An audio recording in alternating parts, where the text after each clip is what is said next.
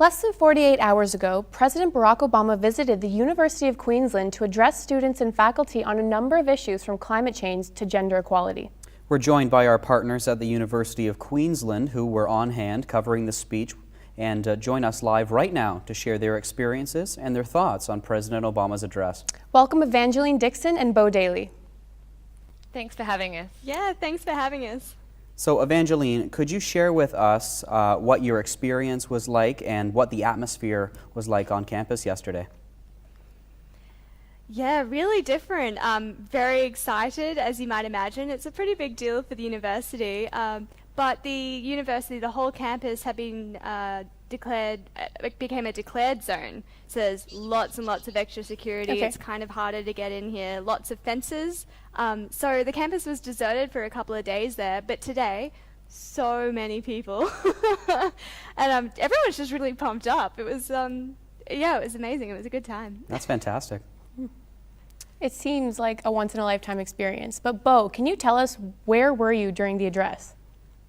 I was actually in the International Media Centre, and usually it's like buzzing with activity. People are running around doing everything, and the address actually was at 1:10 today, and all of a sudden everything kind of stopped a little bit, and a lot of people just stood up and just watched the big screens, and everyone was really, mesmerised. It was really, really inspiring, and everyone was so engaged. Well, during his address, Obama called on youth several times, and he was telling them that issues such as climate change won't be solved by governments alone unless the youth take action. So, Evangeline, how did President Obama's comments on climate change resonate with you specifically? Climate change is something I'm really passionate about, environmental issues. So I was just so ecstatic that climate change took up a large portion of his speech. I was a little concerned, however, because he does also talk about economic growth, and he doesn't really challenge the fact that it is that economic growth that causes climate change ultimately. But mostly I'm just really pleased that he mentioned it. He is a huge international figure, so I really hope it's putting it to the forefront of the agenda. So I'm really thankful for that. Thanks, Obama. And of course, a very important issue too that I think youth are resonating with the environment. Sure. And so to switch gears pretty quickly, Bo, could you comment on Obama's message on gender equality? Yeah, I thought it was really interesting how he added that in at the end of the address. He mentioned his daughters and the fact that, an equal economy is having equal representation in the workforce. And I think it's particularly interesting because in the lead up to the G20, there's been a lot of mention of this inclusive growth, and recently Australia, our government actually took it off the agenda because they weren't really happy with the term inclusive, and now he's definitely put it back on the agenda, and there's a lot of people who are concerned. I was speaking to one of our CEOs of World Vision Australia, which is a massive organisation for Australia, non-for-profit sector, and he was saying today that it is important that we talk about these things because we can't really move forward unless these key things are addressed. So I was so stoked that it was included. Bo, I want to ask you a follow-up question to that. So twice now, President Obama has gone against what your Prime Minister has said publicly. So your Prime Minister took inclusivity off the agenda, and Obama in the speech brought that back up. Your Prime Minister also wanted to remove climate change, and in that same speech, Obama brought up climate change. So do you think this could be seen as an insult to your Prime Minister? I think it's really interesting that he chose to, bring up climate change after it has been taken off the agenda. Also this morning, another, really significant figure from the United Nations, Ban Ki-moon, in a press conference called on the G20 leaders and nations to actively address this. So now, two key figures in one day, Obama and the UN Secretary General, have said that, this is important. So even though Australia's key government figures may be slightly offended by this, I think it's a really important issue that, regardless of whether we do or don't want to talk about it, key figures in international politics are saying it's important, and it is something that we do need to address. I definitely agree. Now, some political opinions suggest that Obama's speech was used to present a front of youth legitimacy.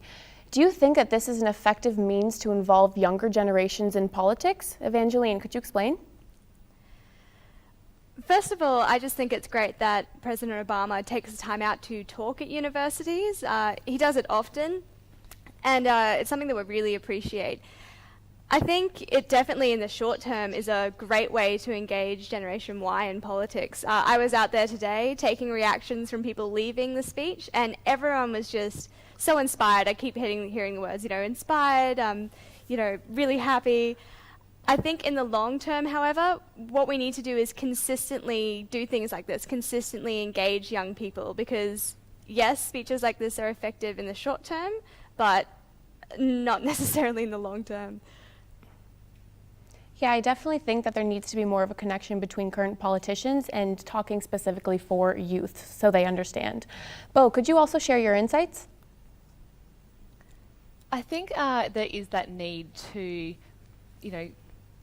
address young people. I think it is important that leaders are, consciously making it, something that they need to actively address and actively engage in, because, we are the next generation, and I think that it's crucial that they are engaging with us, and that, I don't think it was necessarily a front to engage. I think people generally are engaged with Obama, so I definitely think it wasn't a front at all.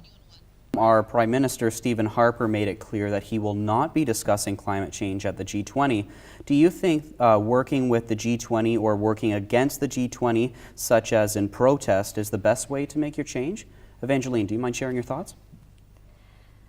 I think it's become pretty obvious that the G20 is a forum for big players, big banks, big nations. It's not necessarily the forum where young people can be heard. And I think that's why there are so many protests, because young people just don't have access to this huge forum where decisions are made that affect them directly. So how else are they going to influence it? So I think I don't encourage riots, but I think it's really important that people do make their opinions heard, and if that's through protests, then so be it.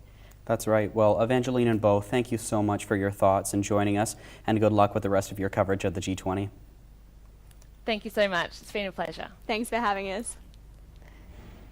To continue the conversation and for the full story, visit genyperspective.com.